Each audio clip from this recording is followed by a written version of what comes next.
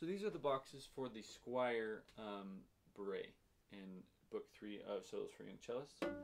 So this is the first box at the very beginning. So we have two different kinds of grace notes here. So the ones that are before the beat, right? These two at the beginning. Da-dum, bum, ba-da. Okay? And then the ones that are on the beat that follow right after. Right? These just feel like a mordant to me. Da-da-da-da-da-da-da. So. Okay? So that is that. So really just, it says con forza, so like strong. Notice the eighth notes are separated in this piece. Our next box is going to be measure 6, so just that much, okay? So make sure we're counting 1, 2, 3, da da da da da da. Okay, so that's the box. So it's 1, 2, 4, shift, 1, 3, 4. Okay, next box is really similar. We just have chords instead of regular notes after. So it's okay, and that is measure 14 to the downbeat of 15. Okay, so again.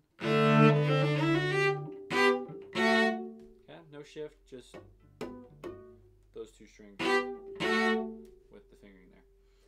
Next box is pick up to 17. So you're going to start on this harmonic.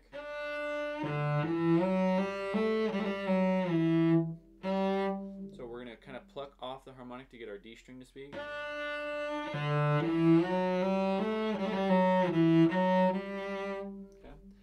And I'm pretty sure it actually starts up bow.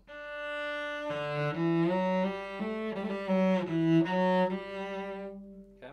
Those grace notes are also basically just a mordant. Okay, just written out.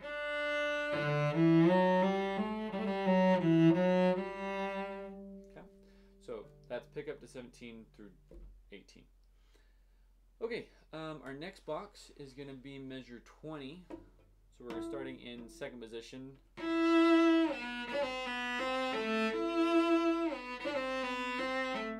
Okay, so it's just to kind of practice the da da da da da. These ones are going to be before the beat. Okay.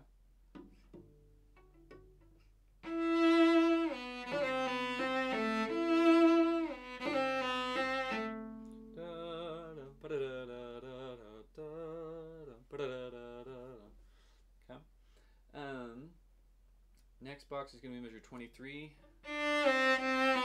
And it's really just practicing replacing the open A with your 2 on the D. Okay. Next box is pick up to 27. That's it. So we're just practicing this double down hook. And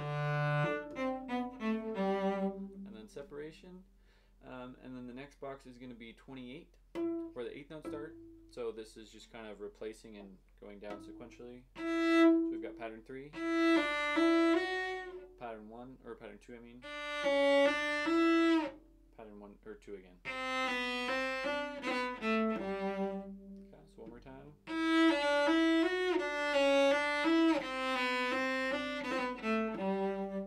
Okay. So those are the boxes for the first page.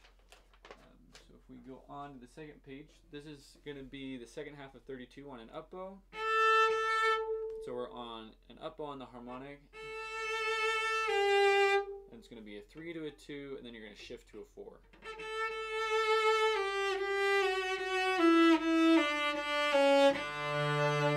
So same kind of thing, just kind of going down in sequence. 4, 3, 3, 1, shift to second position. Okay. This next box looks scarier than it is. It's really just pattern 2 on the A string and pattern 3 on the D string. So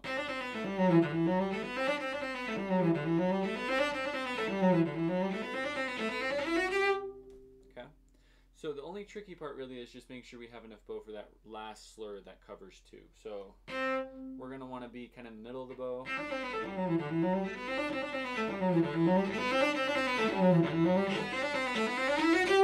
Right? So that we end up with a full bow to do that one. Okay. start it slow.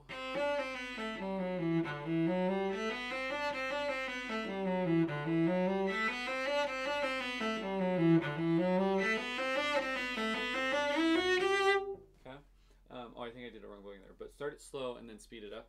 Also, this is measure 35 until the end of 38, basically. I don't think I said that. But yeah, that's that box. Our next box is going to be right at the key change, which is going to be measure 46. Okay. So these little markings mean that you're going to do 2 of all of these. So instead of, you're going to be doing. Okay. You can practice it, right? This is great, so you can practice it as 8th notes, which doesn't feel as daunting.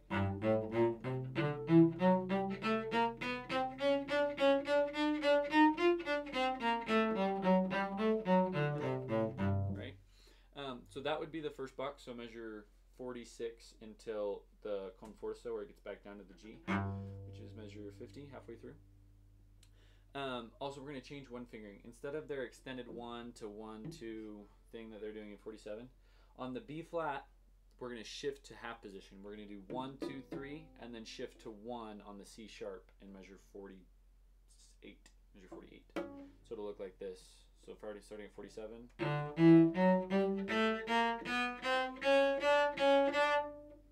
Okay. Instead of their. I don't think that's a good shift.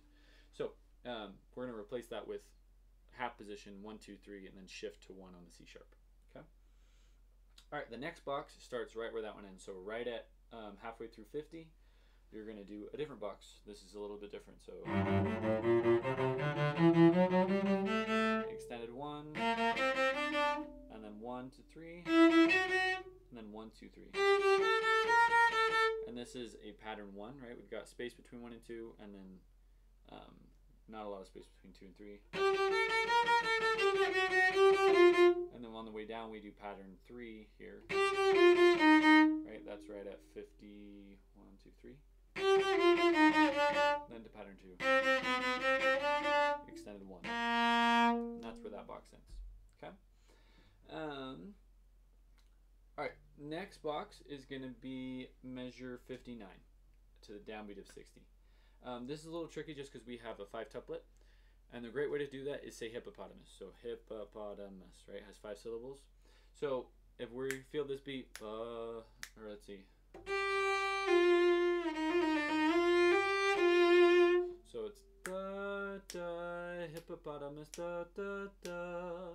And that's the rhythm, right? Way easier than trying to fit in like calculating stuff. Yeah. So just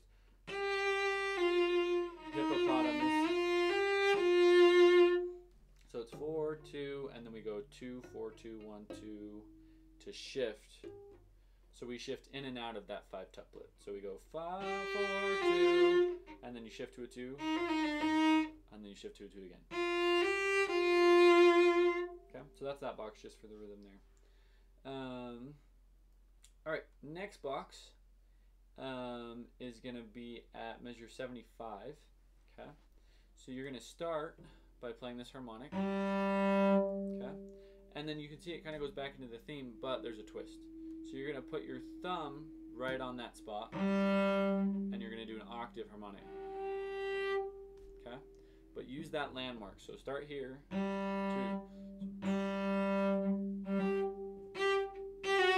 I would start with it very slow, and then you'll speed it up as you get more comfortable. But really using this as a landmark. Luckily there's a harmonic, so you have time to find it. And just get used to that space. Alright, it's a pretty big space, so you'll need to stretch. Right, and then after that it's the same as stuff we've already practiced, which is nice. Okay, last couple boxes here. So we're gonna go to 82, 83, the third beat where it says pits. So that's the box. Okay, so we're practicing these chords. So you're gonna need to set up your hand. So it's 1 1 3 4. It's a D major chord, And when the arrow goes one way, right, when it's going forward, you're going to strum forward. And when it says back, you're going to strum back. Right, so that's what it's talking about. It's talking about. Okay, so when you're going forward, I would use your thumb. And then on the way back, I just kind of stick out either my second or third, or sometimes both. Okay, as just something to hit on the way back. But notice I'm going at an angle, right? Not straight across. If I go straight across, I kind of get stuck. Whereas if I kind of go down at an angle and then back up at the same angle, it makes it a lot easier to go across the strings. Okay. So yeah, so it's 1 1 3 4 on the D major, and then 1 1 2, and then 1 1 3 4 again, and then open G, open D, and a B. Okay. So that's that box, just to get used to doing those chords and strumming. And then we have one more at the end here. You're going to do an up bow just on the down bow at 95, just like finishing off that slur essentially is what you're imitating. You're going to go.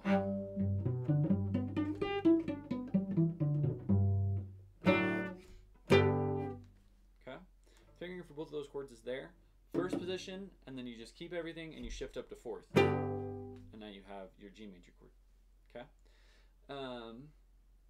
But yeah, so shift and accent. Okay.